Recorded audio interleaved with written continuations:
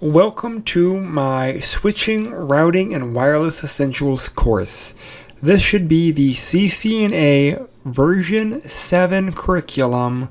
This is the second of 3 courses. So let's jump into our VLAN trunks. How do we configure a trunk?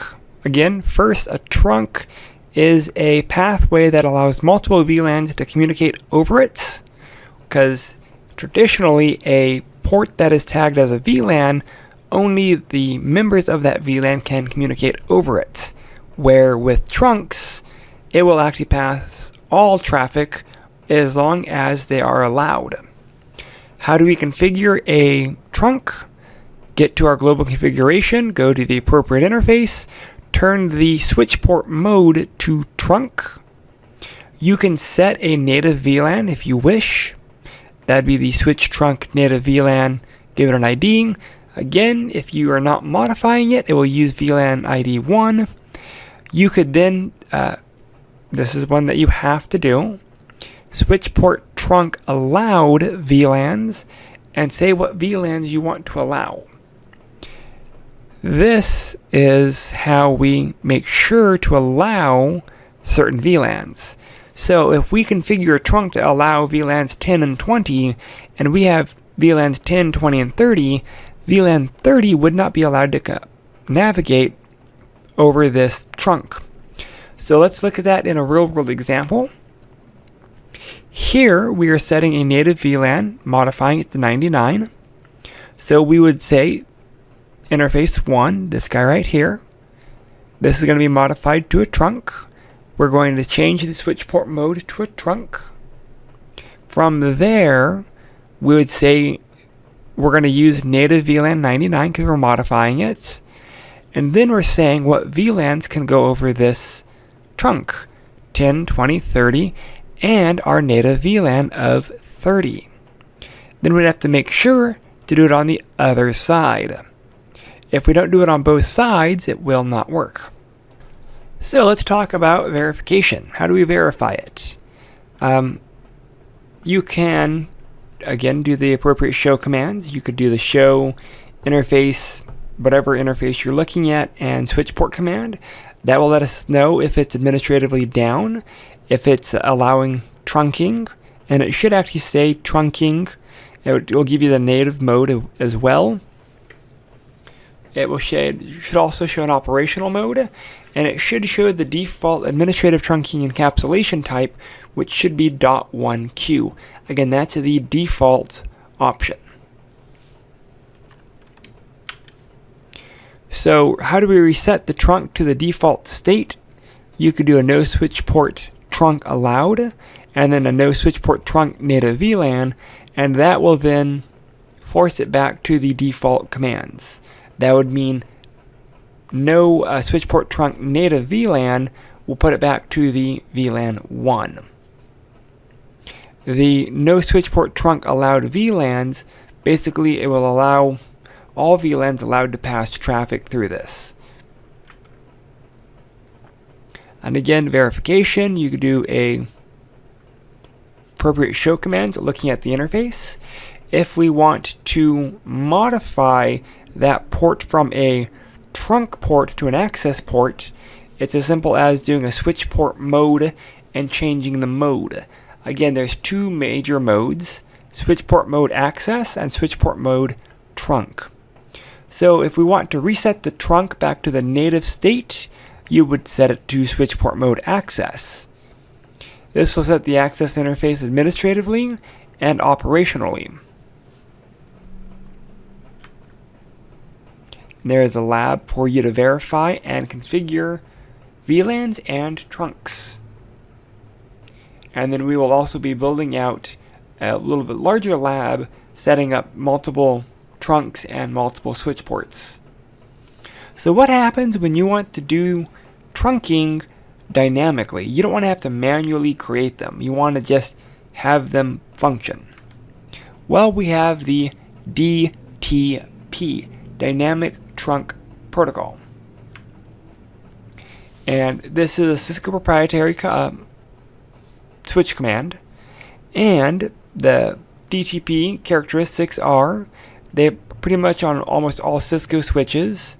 By default, the 2960s and 2950 switches. The mode that they are operating in is called Dynamic Auto, which is the default mode. You can actually set the mode to negotiate or non-negotiate, or you can set the switch port mode to dynamic and auto. I'm going to give you what those mean in a second. Realistically, in my experience, I've hard-coded them because I do not want negotiation of my ports happening. And as a network engineer and as a network architect, this has saved me a few times. When I know what my environment should look like and I code it to do that environment, then I don't have to worry about some type of malicious attacker getting in and trying to set modes on my ports that they were not supposed to be set in the first place.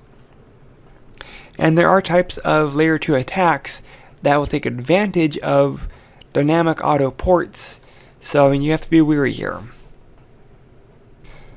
So let's learn what these switch modes are. So if you do a switch port mode, you can do a negotiate, and you can negotiate an access, dynamic auto, dynamic desirable, or a trunk. And I've always had the best success doing switch port mode and hard coding either an access or a trunk. Though those are not the ones that are always meant to be used. You can actually have dynamic set up so that you can work with them. And we actually have a nice little chart. So on one side we have switch 1, on the other side we have got switch 2.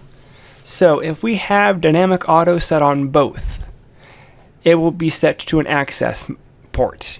If we have dynamic auto on one and dynamic desirable on the other, it will be set to a trunk.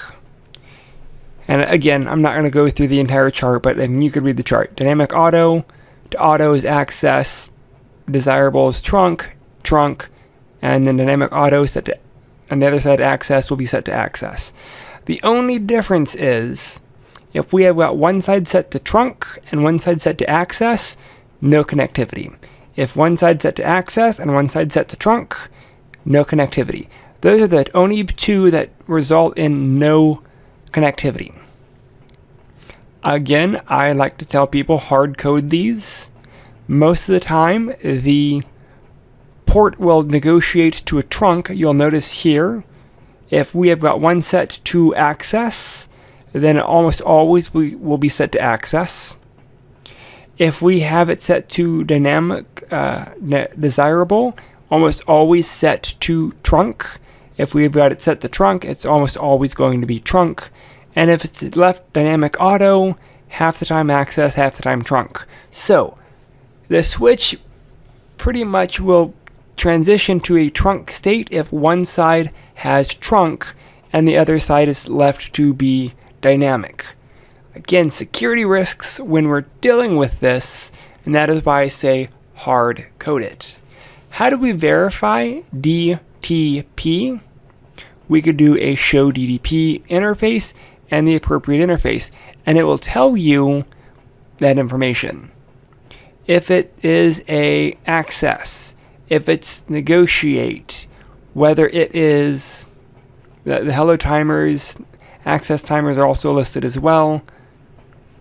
If STP is enabled, things of that nature, it will tell you. It will let you know the state that it's in as well. We also have a packet trace so we can configure DTP.